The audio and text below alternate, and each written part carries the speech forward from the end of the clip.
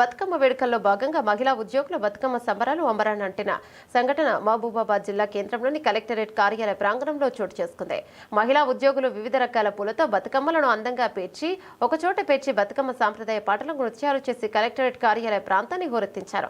మహిళా ఉద్యోగులు తమ అద్భుతమైన సాంప్రదాయ పాటలకు అద్రేటి స్టెప్పులతో నృత్యాలు చేసి ఆహుతులను కలవిద్దు చేశారు. మహిళా ఉద్యోగులు వేపకాయల బతుకమ్మను పురస్కరించుకొని బియ్యం వేపపిండిని వెన్నెలో బాగా వేయించి ముద్దలుగా తయారు చేసి చక్కెర పానకంలో కలిపి అమ్మవారికి నైవేద్యంగా నివేదించారు. అనంతరం మహిళలు ఒకరినొకరు ప్రసాదం వాయనంగా ఇచ్చి పుచ్చుకున్నారు.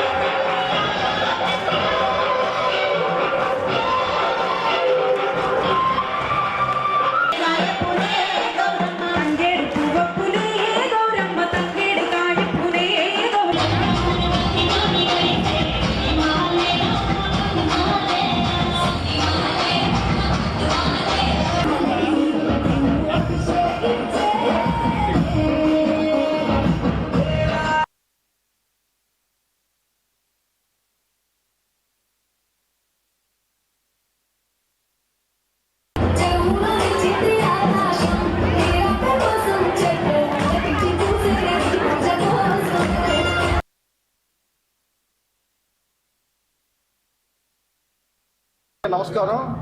ఈరోజు మన కలెక్టరేట్లో మహబూబాబాద్ కలెక్టరేట్లో అన్ని డిపార్ట్మెంట్లు కలిసి బతుకమ్మ పండుగ జరుపుకుంటున్నారు.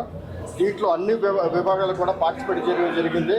జిల్లా కలెక్టర్ గారు, ఎడిషనల్ కలెక్టర్, లోకల్ బాడీస్ కూడా దీంట్లో పాల్గొనడం జరిగింది.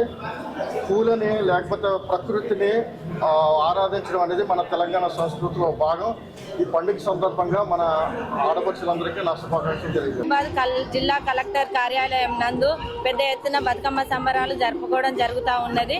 ఈ సంబరానికి అందరూ కూడా పోటీ నాని సాంప్రదాయబద్ధంగా బతుకమ్మలు పేర్చుకోవడం జరిగింది.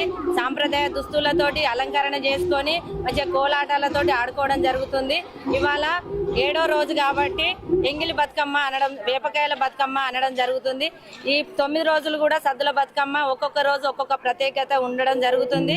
ఆ ప్రత్యేకతలో భాగంగా ఇవాళ వేపకాయల బతుకమ్మ నిర్వహించుకోవడం జరుగుతుంది. బతుకమ్మకు కూడా చక్కగా ఇంకా ఈ మన తెలంగాణలో అతిపెద్ద బతుకమ్మ, సద్దుల బతుకమ్మ అతిపెద్ద బతుకమ్మగా జరుపుకుంటాం కాబట్టి దీన్ని మనము అంతర్జాతీయ స్థాయిలో కూడా పెంపొందించుకోవడానికి, పేరు ప్రఖ్యాతలు గాంచడానికి మనము ఎంతో కృషి చేయాలి తెలంగాణ తరఫున.